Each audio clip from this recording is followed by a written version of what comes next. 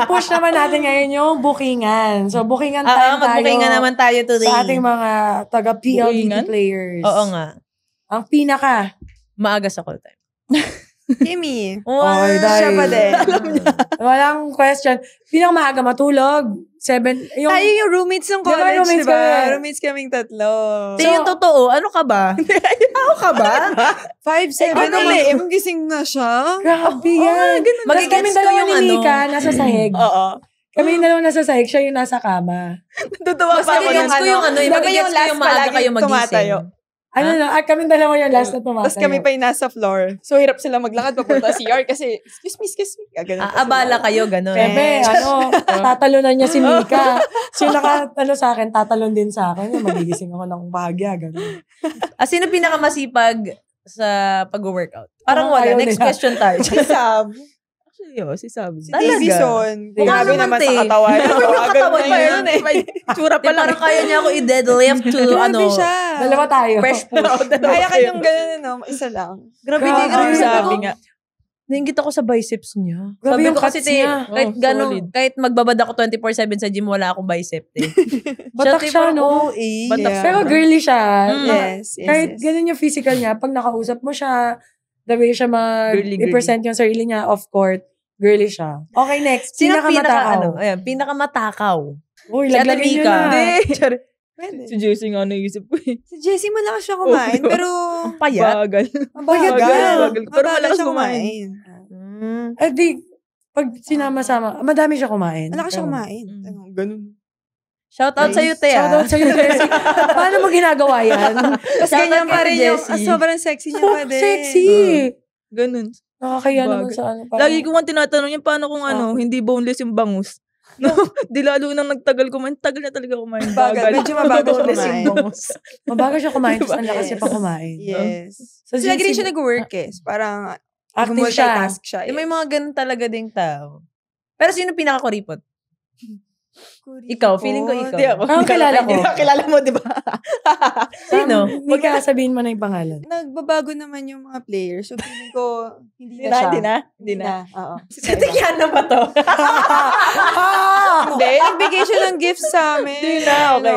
So, nagbabago yung mga tao. Nagbigay siya Kasi ng ako gift. ganun ako before eh. Subukan mong mag-iwan ng 20 pesos. Ayun, Sisingilin niya ba sa'yo yan? Sisingilin niya daw. Nalala ko. Di ba, Kimi? Medyo, may ganun nga siya dati. Kami kasi, pag kunwari, libre, kakain. O sige, wag ko na bayaran. Okay na yan. Yung sukli. Si Bakla, mag-message pa siya. Siya pa-Gcash naman yung 20 pesos na. Talaga ka ba? Kaya Shoutout sa'yo, Tikiana. So, shoutout sa'yo ilista ko kaya lang ng libre ko sa'yo na hindi na sila kita dito. siningil.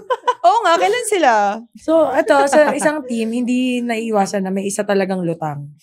Sino ang pinakalutang sa inyo pero nakakatawa? Dati kasi, pwede ba, kasi siya yung una ko naalala si Mars eh. Pero wala na siya, wala na siya sa PLDT ngayon, kakalipat lang niya. Ostero. Si Rachel Ostero. Okay. Lutang din siya, tapos nakakatawa. Yeah. Yung pag may inasak yung coach. Shoutout din sa'yo. Hi Mars, we miss you. Si Barbie. Si Barbie. Cute yan. Sobrang jolly ng personality niya. Kaya gets ko bakit siya nakakatawa. Siya yung una ko naalala eh. Sa amin yung si Mylene.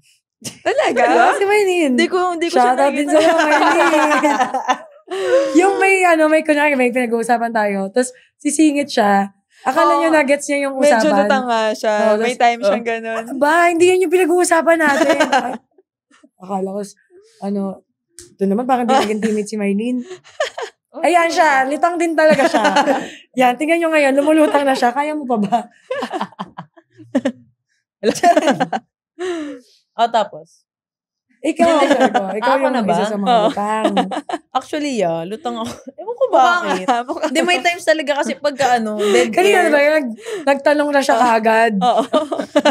Di ba nasasagot yung Hindi, kako sabi ko na, minsan nalulutang talaga ako pagka dead air. Antukin kasi ako, te. Mas nantukin. Kahit 10 oras akong tulog, pag pupunta akong training, may times talaga na aantukin ako pag wala na akong ginagawa.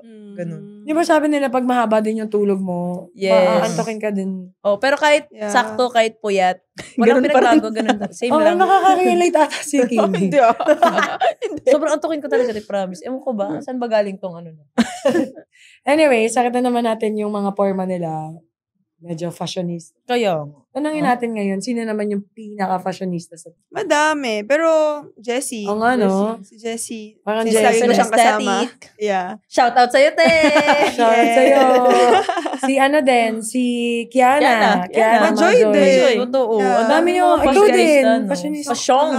Sakto ka lang. Salamat sa panonood ng Beast Mode. Kung na-enjoy mo ang episode na to, may mas marami pa kaming kwento ng sigawan, asaran, at kulitan dito sa channel. At syempre, huwag kalimutang mag-like, comment, at subscribe para ikaw ang unang makakita ng bagong Beast Mode drops. Follow na rin kami sa socials. Daming behind the scenes at bonus clips na papangka sa feed mo.